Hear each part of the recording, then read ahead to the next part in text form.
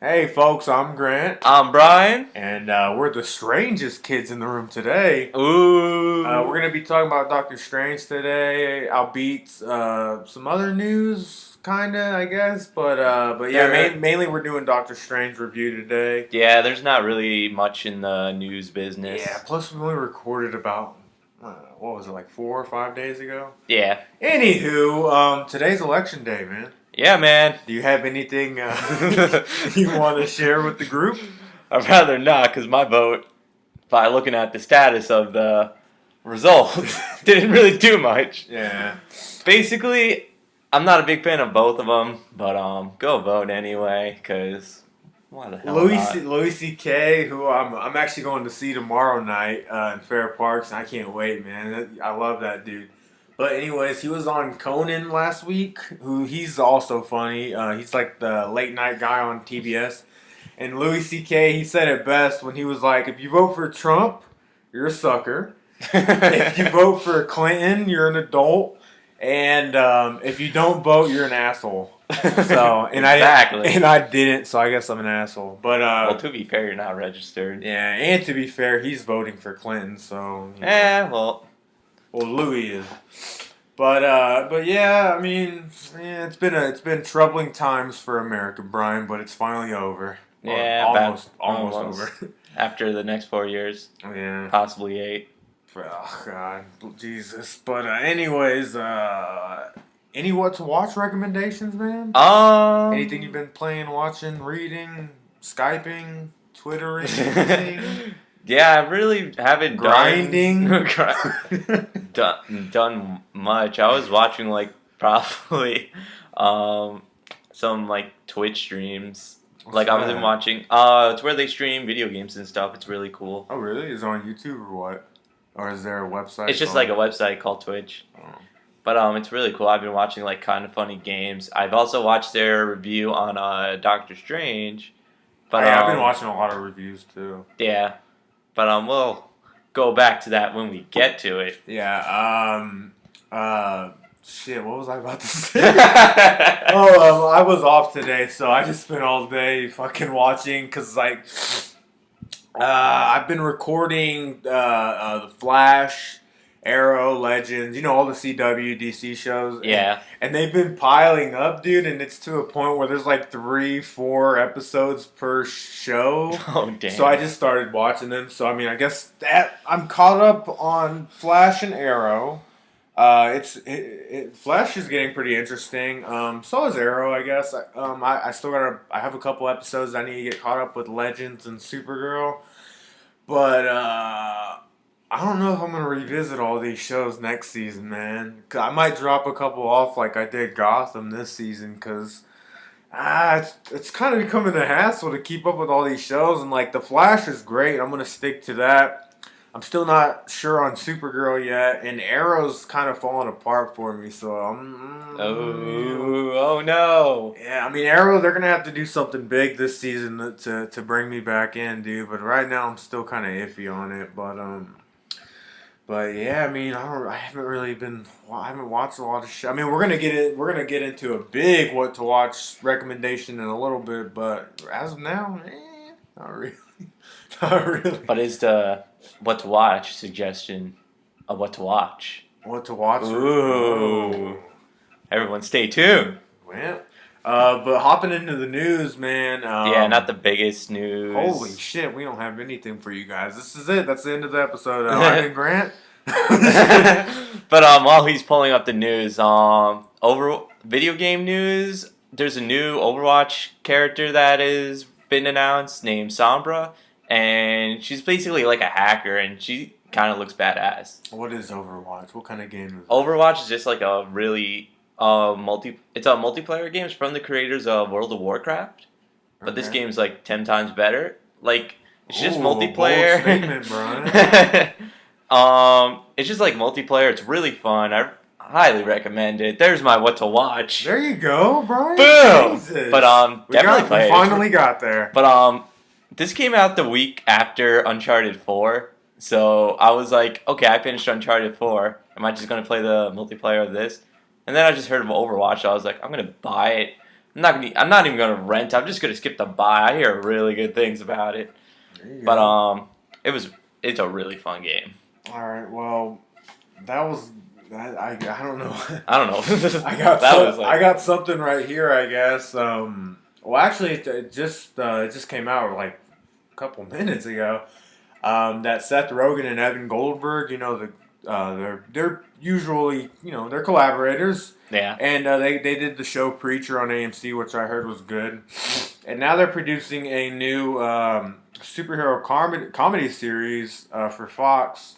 There is no title yet, but the description says an ambitious MIT graduate who gets a job working for a Steve Jobs-esque tech genius, only to learn he's also a vigilante superhero by night, forcing her to become the unwitting Alfred to his Batman. So.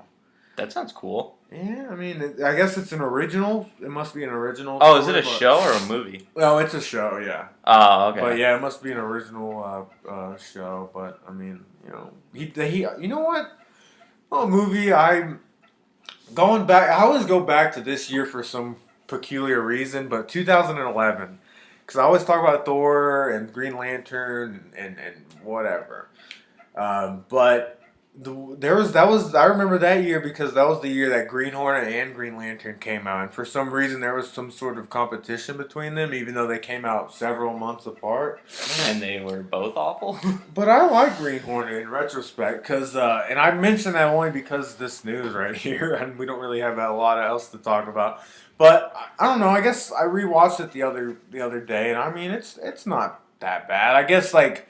I actually liked it a lot more than Green Lantern. And I think I'd like to see him dabble in superhero, superhero dumb a little more. Because I really did enjoy Green Hornet because of its mix of action and comedy and stuff. And Yeah, I didn't see it, but that's like one of the few superhero movies that had like mixed comedy and action, but that was like mostly a comedy. And you know what's interesting is it cost a lot less than Green Lantern, but it made more than Green Lantern. And so, just the more you know, I Boom! Take that, Green Lantern director. That's Yeah. what you get for making shitty movies.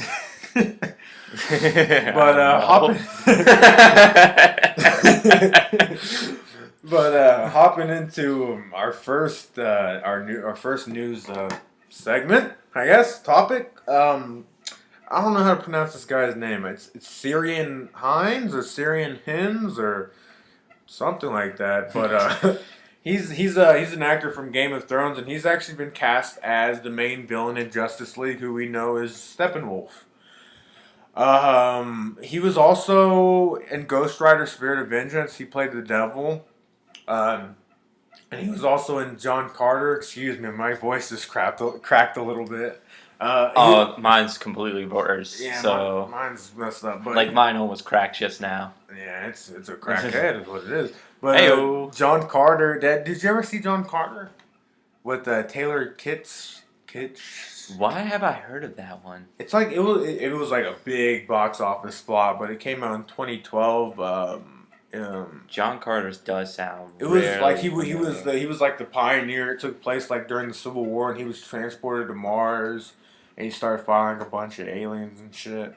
But anyways, this actor, he played a role in there. I guess he's been in a lot of things. He's been in Harry Potter. What the hell else has he been in? It doesn't matter. But he's been cast as Steppenwolf. It's gonna be interesting to see though, because we're led to believe that. Did you remember that Batman v Superman, like that extra scene, like I guess the deleted scene with Lex Luthor in the scout ship, and he was talking to it was like a hologram Yes. of Steppenwolf, or like I guess that's supposed to be Steppenwolf, but that's what makes me think like, is this guy gonna play him like in makeup, or is he gonna play like a mocap character or what? But this should be interesting, I guess. It's gonna be interesting to see the alien element in the Justice League movie. But yeah, that character has been cast. Next piece of news. Oh, this was pretty big, I guess. This has been going on for the last week. The author Bret Easton Ellis, he also wrote American Psycho, the novel, which it was adapted into a pretty good movie. I mean, if you haven't seen it, I guess that would be my what to watch recommendation. This episode's all over the place. We're in what to watches during Inception with news. Well, it is a strange episode, Brian. Exactly. Oh yeah, we're going ass backwards. We're just gonna be in the review. Oh yeah, what to watch? The Notebook. Oh yeah. Oh. Speaking of Rachel McAdams, there you go. I never saw The Notebook to be honest, but go see it anyway. Yeah. Tell me how it is, folks. Jesus. But this author, he's I think it was about a week ago. He stated that various executives at Warner Bros. Claimed that the script for the Batman was apparently a mess, but that Warner Bros. Didn't really care because they said that the movie's going to make them a lot of money anyways. Which, I mean, that sounds like, you don't want those people to run behind, some of your favorite characters if that's their mentality, I guess. Yeah. But luckily for all of us, Bret Easton Ellis backtracked, I think yesterday or the day before, and he said that he actually had no idea what the script is like and that the execs he spoke to weren't involved in the film.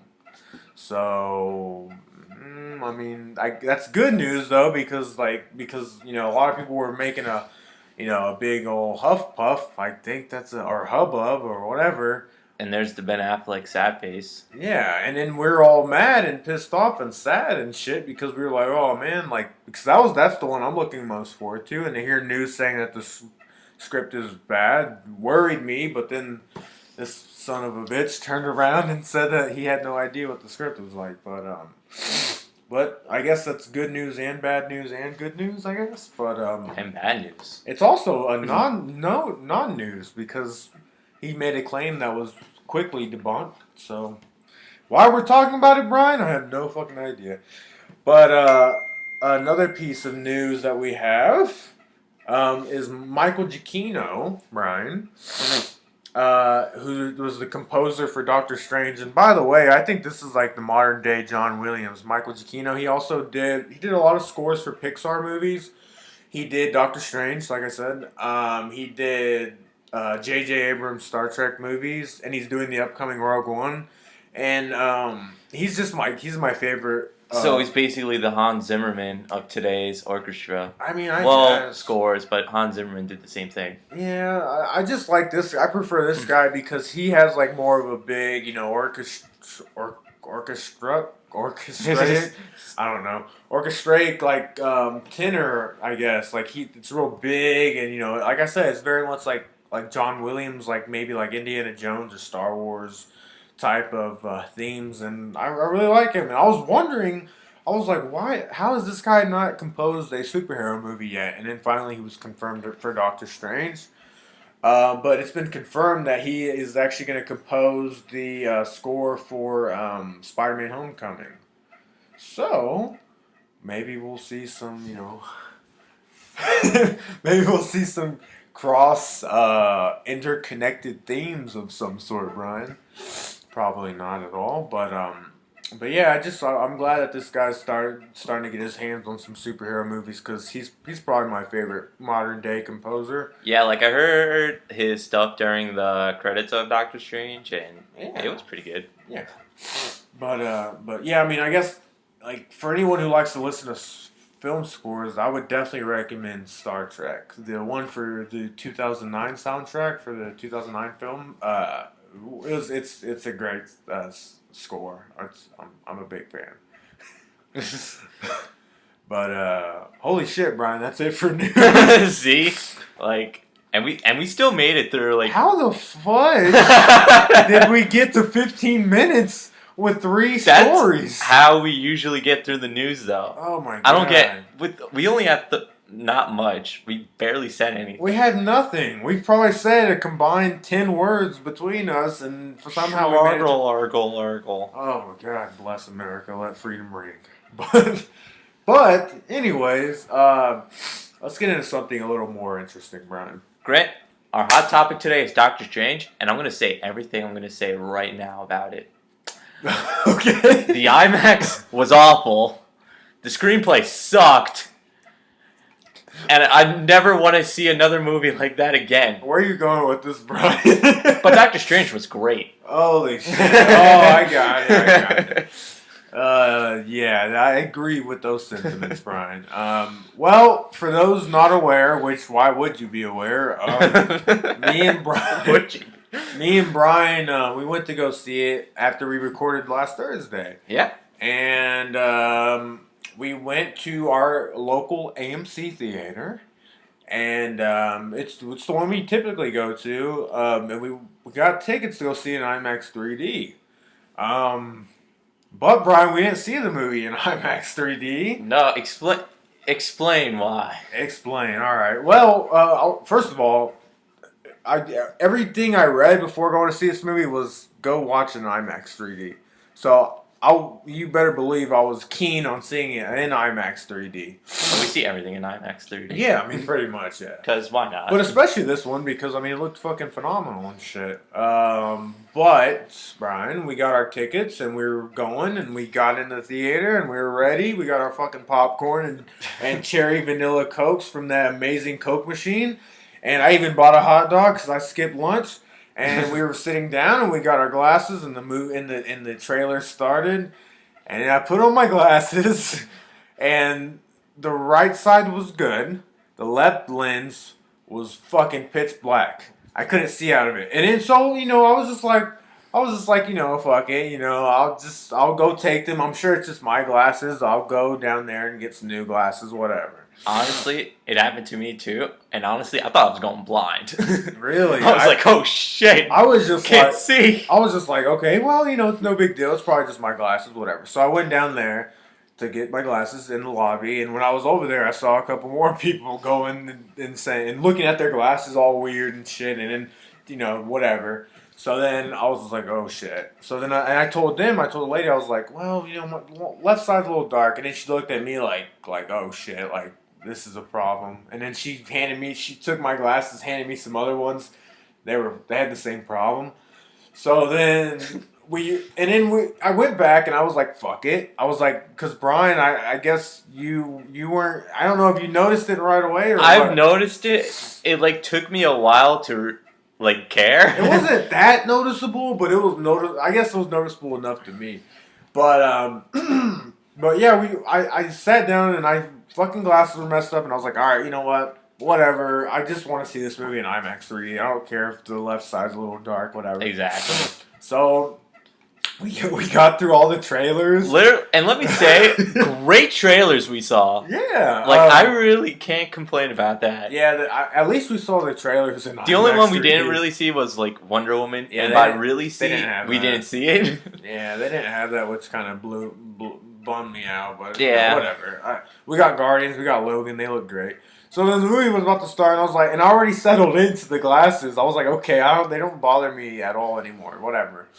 Suddenly, the projection stops, and then you hear, hey guys, we understand that there's a problem with the glasses. So what we're gonna do is we're gonna show the movie here, but we're only gonna show it in 2D. And then, if you don't want to see it in 2D, then we also have a 3D showing in another theater. And I was like, for fuck's sakes. And I was like, no, IMAX? Seriously? So I went up to the man and I was like, hey, even though it's in 2D, is it still going to be in IMAX? He was like, nah. Seriously? Yeah, I was like, okay. They don't even have a backup IMAX print of the fucking movie? Well, it's all digital, I think. Fuck them. But I don't know why they didn't have, No, they should have ordered the right fucking glasses. That's what they should have done. So then we go, and we get in this fucking theater. We go because we're not going to stay and watch the 2D one. We just go to the 3D one, and fuck. Let me tell you about the 3D one. I'm going to show it with our background logo. Okay. That's how we saw the movie. That is literally how the movie... I didn't know you could do that. That's awesome. Yeah, I saw the red things. I was like, I think I could do something weird with this. But this is the 3D version we're seeing. And in addition to that shitty projection, you could probably put it back. No, everyone suffers now. No, I'm kidding. the theater was so tiny, dude, and the screen was so small. We did see cosplayers though, like Yeah. they legit. Well, you know what? Actually, fun story about those people. We saw cosplayers of Black Widow, Spider Man, and the Punisher, and then they needed like extra seats, so I heroically gave up mine and Brian's seats. We just scoot back like one row. It didn't matter. And But I was the only reason I was like that was because Jesus Christ, I hope that never happened. No, back to the story. The only reason I was like that was because I want to see more cosplayers. And then all their friends that came in were not cosplaying. And I was very mad at myself, man. But anyways, enough of all of that unfucking pleasantness. The movie itself, Brian. It was great. Give your thoughts on it and I'll give mine, I guess. Like, it was great. Like, I felt like it's a superhero movie. I'm going to quote back to Kevin Smith what he said, how to film a superhero movie. It needs heart, humor. What was that last thing?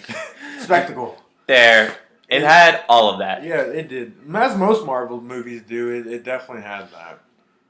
Like, there were times where, like, my heart was broken at the beginning. I was like, no! Why would you say that? But, yeah. And I laughed more times than I should. Hell yeah, you during did. a superhero movie. I was like, Jesus Christ. Yeah, to be fair, it was very funny. It was really funny.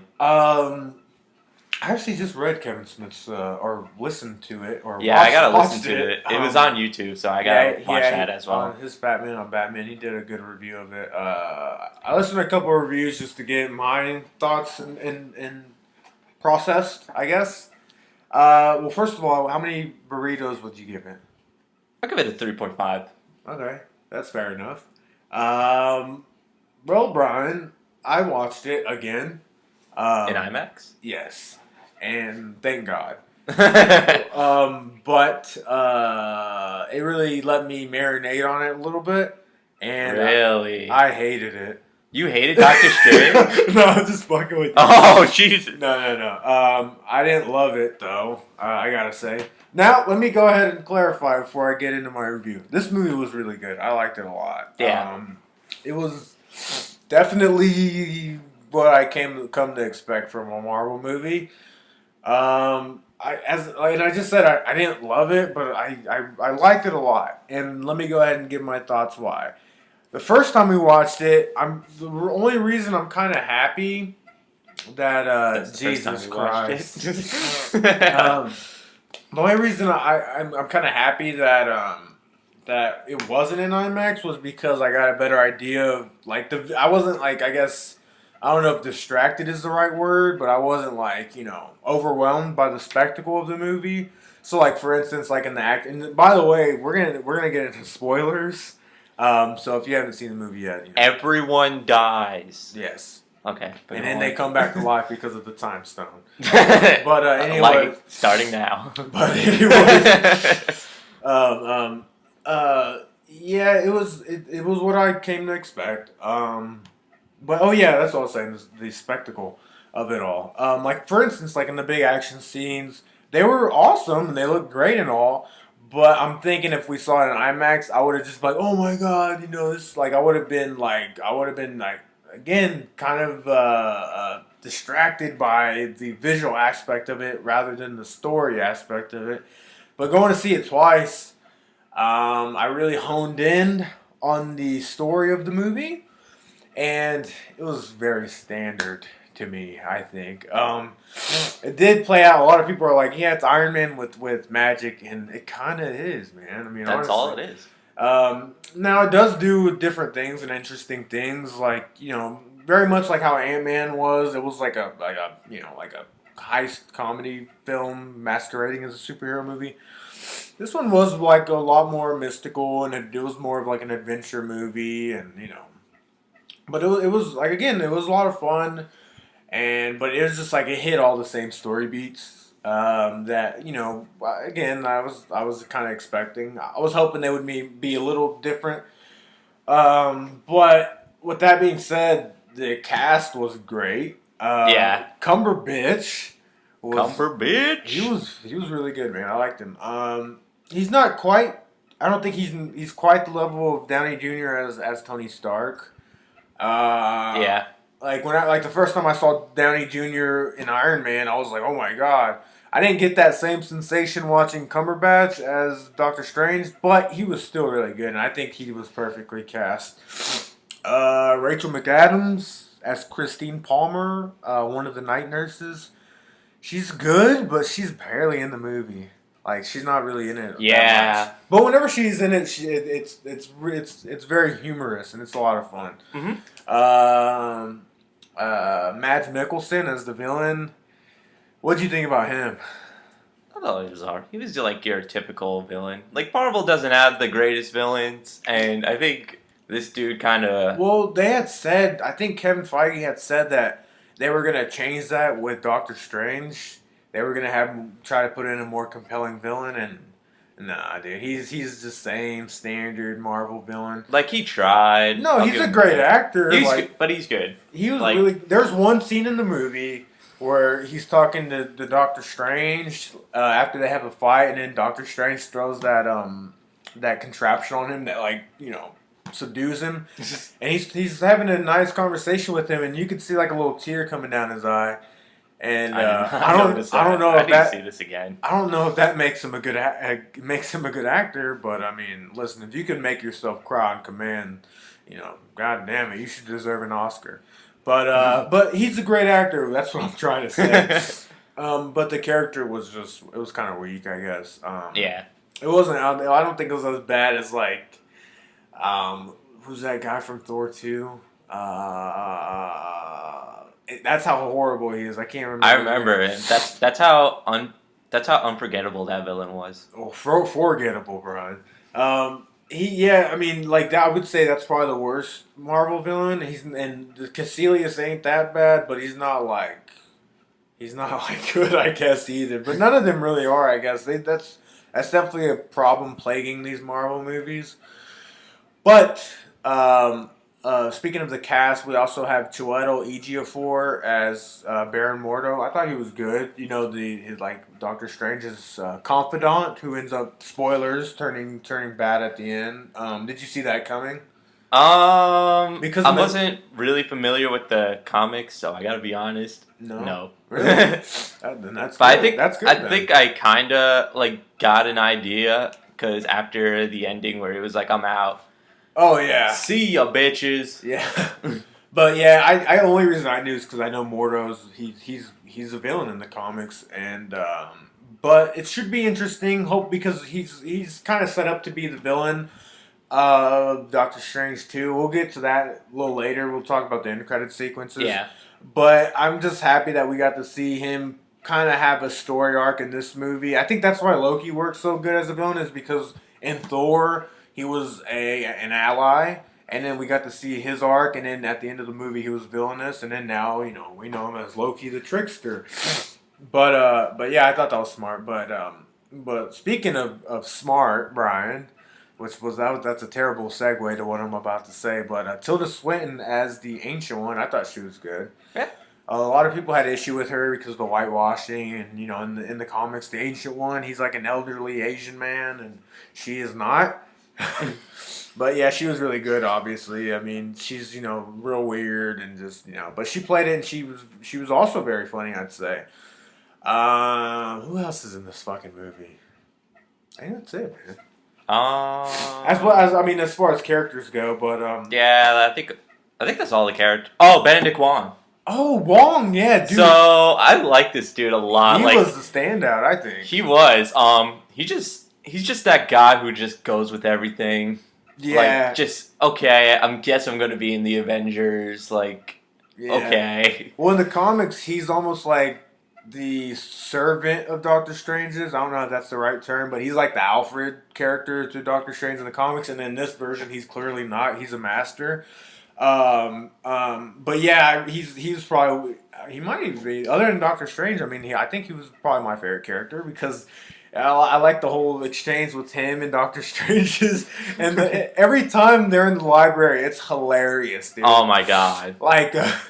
Like the first conversation Strange and Wong have, he's like it's just Wong, like Adele or Beyonce or Eminem. Eminem. And then the next time next time Strange comes in the library, he's like, what does he say? He's like, bring it Beyonce or something like that. Dude. Everybody started laughing.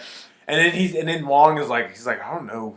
Who's Beyonce? And in the next scene, it cuts to Wong's in the library with his earphones on, listening to Beyonce and shit, while Doctor Strange stealing books from portals. It was just hilarious, dude. Like I will say the comedy in this movie worked so well, and we clearly heard it from the ladies sitting a couple of rows ahead of us. Oh yeah, man, they were going ape shit. But yeah, man, their dynamic was good. I liked Wong. I liked how he wasn't like. He was the guy who wouldn't laugh at anything at the beginning of the movie, and at the end, he's fucking spoilers. He laughs. but yeah, man, I like that character a lot. I was about to say something that was fucking monumental, but I forgot it. But all right, so we got through the characters. Like how Benedict Wong was like, "Ha, that was funny." Yeah, damn it. But as far as the action sequences go. I thought they were good. They were like, I'll admit, when I first saw the chase scene on like YouTube, it looked kind of weird. Yeah. Because they were just basically getting chased in a weird way. Right, but I guess when you see it play out and when you know everyone's powders, powers, I guess. Right. All right. Well, when we get their powers and shit, we understand what everyone's capable of. Those scenes make a lot more sense. Yeah. Now, I guess we can go through the story real quick. Before we get to we'll talk about the after credits, but like, I really, really love. This is what I was thinking of. I really love how they made Doctor Strange like a big music guy. Yeah. Like, they open with him listening to, I think, Earth, Wind, and Fire while he's doing a procedure. And then, like, and it's not like, he doesn't, like, flat out say, like, oh, I love music or, oh, I listen to music. But we just get little hints throughout that because, like, someone will ask him a question, he'll reference it, like, with music. Or he'll put it in terms of music or something. And I really like that a lot, dude. As a music fan. Yeah, same. And another thing is, it's awesome that it's not like, he doesn't listen to like heavy metal or rock and roll like Tony Stark does. It's like funk music almost. Like old like 70s, 80s, like funk music, like soul music. I like that a lot. But yeah, I like that. I liked how we got introduced to the character. He's kind of a dick. Yep. He's very much a dick, very much like Tony Stark. And then of course he has the car accident. It's pretty early on, I'd say. We don't have to wait too long for that to happen. But did you notice in the car on the phone call they're like, broken spine? I heard about everyone that. Referenced Civil War. Let's talk about that for a second. Because I was also listening to Mr. Sunday movies. Mr. Sunday's review of this movie as well. And if y'all don't listen to him, dude, he's phenomenal. He's an Australian. He talks about the same shit we do. Yeah. But he's a lot more popular than we are, obviously. But anyways, he's great. But he brought that up because he also makes the 10 things you missed or like the best Easter eggs after a movie comes out. He did a Easter egg video on Doctor Strange, and he talked about this.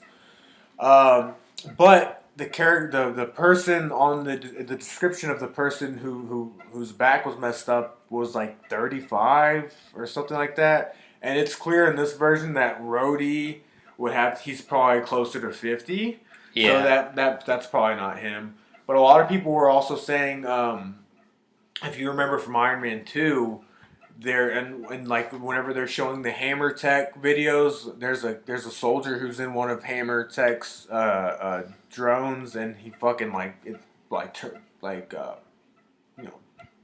fucking fucks his back up. But I mean that doesn't match up because at the beginning of this movie we see the Avengers Tower, so that wouldn't match up with Iron Man 2. I do want to mention too, people thought that was like this movie was part of Iron Man 2. Took place back in Iron Man 2.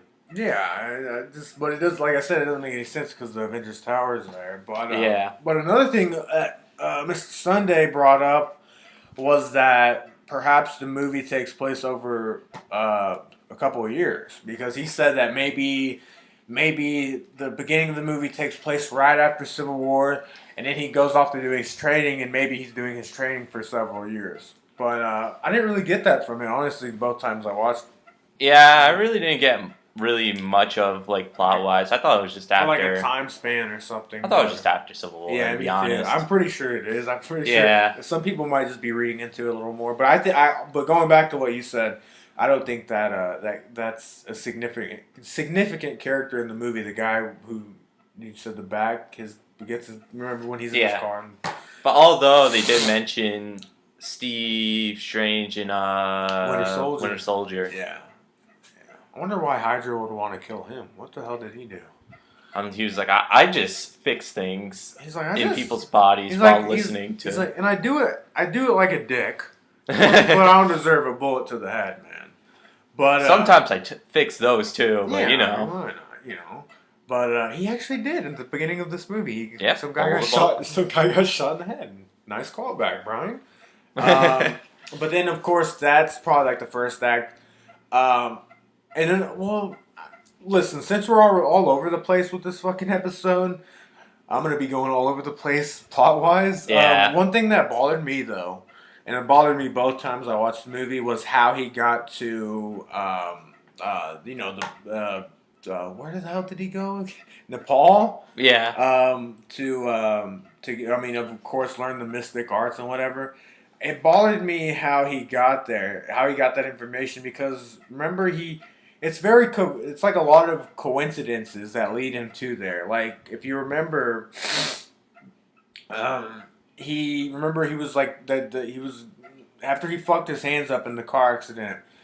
He was doing like some sort of like just trying to heal his hands and whatever, and then some dude that was showing him a doctor or whatever.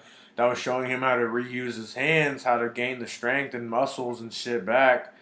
Told him he was like it was almost like a throwaway story. He was just like, yeah, there's one guy who fucked his back up, and I'm paraphrasing here, but he was like, there's some guy that messed his back up, and he in over like a month or something, like he miraculously healed it or something, and he was walking again. And then Doctor Strange then follows up with that story, and then he meets the guy who's played by Benjamin Bratt, and then the place is called Kamar Taj. That's the sacred place with the anyways. But yeah, he meets the guy. Remember the basketball scene and whatever, and then that guy's just like, oh yeah, go to this place, and then Doctor Strange goes on the journey to Nepal, and he gets to Kamar Taj. And then they just teach him magic, but that kind of bothered me because it seemed like it was just like a series of coincidences that led him up there instead of him like I don't know. It felt like I guess it lessened the journey for me a little bit. Yeah. But I mean, that wasn't really. It didn't take me out of the movie or anything, but I guess that was just I don't know. It kind of weirdly felt like not Marvel's best writing, but I mean, it was I guess it's kind of tough to get a character like that into a story like this. I guess I don't know. But anyways, that kind of leads us to the second act of the movie when he's doing the training and shit. And this was man. I remember the first time I saw this. We saw it in that shitty 2D or 3D actually, but it was still pretty shitty. I really wanted to see that scene where he gets shot into the astral plane on IMAX. I mean, I did, but like But what did you think about that scene? Because I heard a lot before I saw the movie. I heard a lot of that's the scene that's the one scene I really wanted to see in IMAX. You saw it in IMAX? What did you think of it in IMAX? Well, the only thing that's shitty about it is because I already saw it before, so I already knew what I was expecting. But with that being said, it was pretty fucking awesome, dude. Like, it looks very much like Steve Ditko Steve Ditko art. It's like very trippy and shit, and it looks really good, dude. But I mean, honestly, and I know this is probably gonna sound crazy, but I was expecting it to be a little more like trippy and shit. Like I was expecting it to be, I don't know. I was expecting a little more than what we got. like I said earlier, but it still looked pretty cool. Like whenever all that shit would happen. Remember when he got shot up in the space and there was like a butterfly or something? I Damn. don't know why I remember that part of. Well, I mean the hands and shit, of course, like growing on his fingers. But that was a good scene, I guess. Another interesting thing about the action in this movie is it's very scarce. Like we get Stephen Strange the character, and then we get the accident, and then we get training, and then we get and then it's not until the third act that we start getting some of the action. And it doesn't really. It's just the Sanctorium battle, and then we get that battle, and then we get the New York chase, and then we get the final battle, which spoilers is not really a battle. It's a battle of wits, I guess. But yeah, Act 2 is pretty much them just training and shit. And in Act 3, we get really introduced to Caecilius, who is, spoilers, he's summoning Dormammu from the Dark Dimension. And that leads us to the third act, or the final battle, I guess. Well, I mean, I guess we get the chase scene. I'm all out of sequence right now. I'm just trying to remember the movie. We get the New York chase sequence, which you were talking about, which is pretty. That looks fucking phenomenal in IMAX, dude. Like, Yeah. wow, it looks great.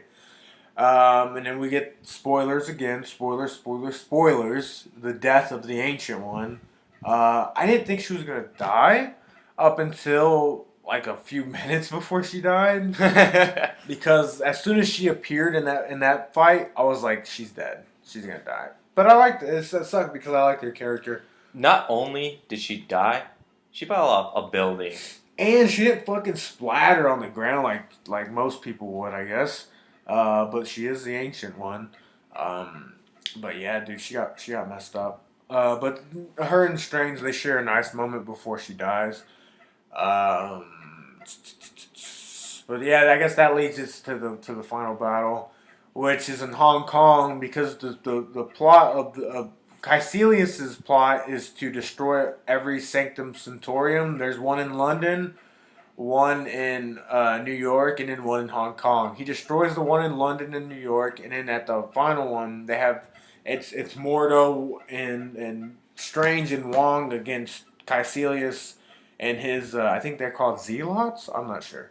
But that looked fucking great. I love this fight, dude. This was probably my favorite sequence in the movie because if you remember, everything's going back in time, dude, and they're going forward, and it's spellbinding. It looks great. And then we get to the fight of Dumaru, which I want to talk about for a bit because this was like a funny part. I thought it. Well, go ahead. So I didn't know he was voiced by Cumberbatch. Cumberbitch. Well, actually, the interesting thing is, in the Dark Dimension, if you remember them saying that time and space, they don't exist. So Dormammu, that's like he basically he inhabits like the dimension, like he personifies it. So when Strange goes into the dimension, Dormammu he replicates, he personifies Doctor Strange. So that's not only his voice, but that's also his face. So he and the reason he does that is so he can have a conversation with Doctor Strange. But Yeah. anyways, But that was like one of the most hilarious parts because it just goes back in time and he's getting like stabbed to death. He keeps dying and he just comes back, just goes, Dumaru, I want to make a bargain. Because in that like there's time or space, time doesn't exist, and then suddenly Dormammu is He throws a rock at him. he experiences time for the first time, pun intended. And yeah, Doctor Strange is just fucking with him the whole time. He's like, Dormammu, I'm here to make a bargain. Dormammu, I'm here to make a bargain.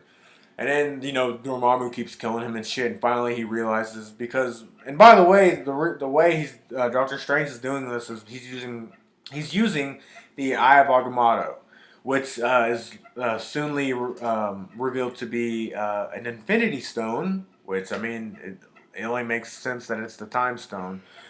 But he uses it to manipulate time and whatever. And then finally Dormammu says, "All right, fine, you win, whatever." And then that's how we get rid of Caecilius and his people because Dormammu brings them into the Dark Dimension, I think. So that character, I guess, could possibly come back. But yeah, the reason why I really like that though was because we didn't get like the big final big battle sky beam, like that we're used to. Like, it was really just a battle of wits. Like I said, like Doctor Strange, that was the big battle. Was Doctor Strange reverse keep? He was in a time loop saying, "Let's make a bargain." And that was refreshing. That was a nice twist that they added in the movie. But yeah, I mean that brings the movie to a close, I guess. I mean, of course, like you said, Mordo, he ends up leaving because he's kind of disgusted by how everyone's breaking the rules and shit. And he feels betrayed by the Ancient One, so he leaves, and then Doctor Strange assumes the responsibility as the safekeeper at the what's it called again? The Sanctorium in New York. And I still get the sense that when the movie ends that like he's still not fully Doctor Strange yet, like he's still not fully a sorcerer and shit. He's still in the beginning stages, but because he's still kind of a little arrogant. He's also he's not he's not fully at his prime yet. But I like that. I like how they ended it like that. What do you think about the cloak of levitation? I thought it was cool. I like that a lot, dude. How it's like it kind of reminded me of the magic carpet from like Aladdin. Mm-hmm. I like the part when it was just beating the shit out of that one guy and it was just like wrapped it around the dude's head and was just banging it against the ground. That had a lot of good moments, and it's crazy because it's a fucking cloak, but somehow it was one of the standout characters in the movie. Yeah. But yeah, that was cool. But yeah, I mean, all around, I would say I like this wouldn't be in the top tier of Marvel for me, like an Iron Man or It's no Guardians of the Galaxy. yeah, maybe like Guardians or Civil War, but it's not also like standard like maybe like the first Thor or Captain America or even Ant Man. I'd say it's better than those, but it's not quite as good as their best yet. Yeah. But that being said, Brian, you want to hear my rating? Let's do it. It's gonna be a 1.5 out of 4, bitch. Woo! No, I'd give it a 3. I think it's a solid 3. It's not their best, but it's not their worst. And to be clear, their worst is still good. They have yet like Marvel have yet to make a bad movie. They have not really let me down yet. Basically, And, Marvel can just film someone taking a dump, and it's still good. they can film someone opening and closing their asshole for 15 minutes, and it will get a 90% on Rotten Tomatoes. Everyone's gonna see it because of Marvel. Yeah, I mean, all you gotta do is slap that banner up there. But to be fair, they make good movies, so Yeah. you know. But with that being said, Brian, let's talk about the after credits. There were 2. Yes, these were the biggies. What was the first one, man? The first one, spoilers. Well, you already knew that. Yeah, spoilers, big fat spoilers in your fucking face. All right, He what sees was- Thor, Yeah, man. Thor makes an appearance. which I think this is a little scene from Ragnarok. Yeah, because it was actually filmed by Taika Waititi or Takai Waititi, the director of Thor Ragnarok. And if you remember from those set photos, it shows Thor and Loki in New York, and they're reading off a paper that has Doctor Strange's address on it. So now we know that Doctor Strange is going to play some sort of part in Thor Ragnarok, man. So I'm actually really excited to see Thor Ragnarok, dude. Yeah, me too. After that, I was like, dude, this is gonna be crazy. Because, first of all, it was funny. It was. That little clip, dude. Like, Thor, he has, like, a fucking pitcher of beer, and it cuts to Doctor Strange, and it cuts right back to Thor, and it's empty. gone. But, and then it fills right back up. oh, yeah, dude. But yeah, man, I mean, this is definitely going to be a different... If you watch any of Taika Waititi's previous movies, you definitely see his humor sprinkled in there. He's a very funny guy, and I can't wait to see what he does with this movie. But yeah, I mean, we also got a little hint at what's going on in Thor 3 because Doctor Strange is talking to Thor, and Doctor Strange is like, so you brought Loki here to find your dad Odin? So now we know what they're doing in New York on Earth, Well, remember in Dark World, at the ending of that, spoilers, Loki actually is in his chair. Yeah, and he banished Odin. We now know he banished him to Earth. So, And now we gotta assume that he's like some sort of, curmudgeon or not curmudgeon, but like, home hobo or, hermit or want something that's like kind of semi crazy or, but it's gonna be interesting to see how that plays out. But now we know that Doctor Strange is gonna play a role in that. Yep. Um, So you got Hulk, Doctor Strange, and Thor. yeah, dude. I mean, that's a packed house. I can't wait. And then our final end credit sequence, our second and final, would be Mordo now going down his dark path, going to Benjamin Bratt's garage, which I know his name's not Benjamin Bratt in the movie, but I don't know. I don't remember his character's name. But Mordo steals the mystical power away from Benjamin Bratt's character because we now know that Benjamin Bratt's character he also gained some mystical powers at Kamar Taj, and he used it to heal his back. So Mordo steals that power away from him, and he's like, now I know what's wrong with the world. There's too many sorcerers. So I guess he's gonna start either killing them off or stealing their power or whatever. But all I know is he's gonna become one powerful SOB by Doctor Strange. But like I said, like we were talking about earlier, excuse me. It's gonna be interesting to see how he becomes the antagonistic role in a Doctor Strange sequel. So, but yeah, man, that's Doctor Strange. That was.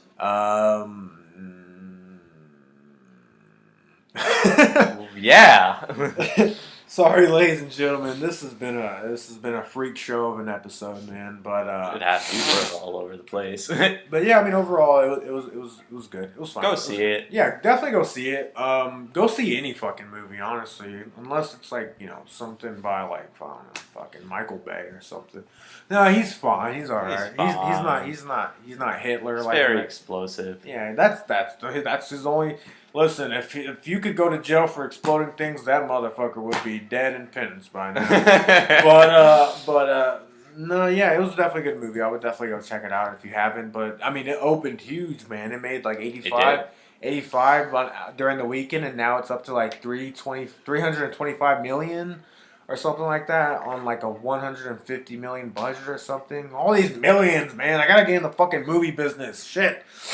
But yeah, man, it's gonna make a lot of money. A lot of people are probably saying it's gonna make upwards of like 700, 800 million. But yeah, man. I think that's it for our episode. Very unexciting episode, right? Yep. But to be fair, this is our 10th episode, so we're allowed to slouch every once in a while. So remember, go out. And remember, the only thing that's wrong with this society is too many sorcerers. Yes. And make sure you turn your phones off while watching a movie, even though your movie's going to be like that. Oh, for fuck's sake. This is...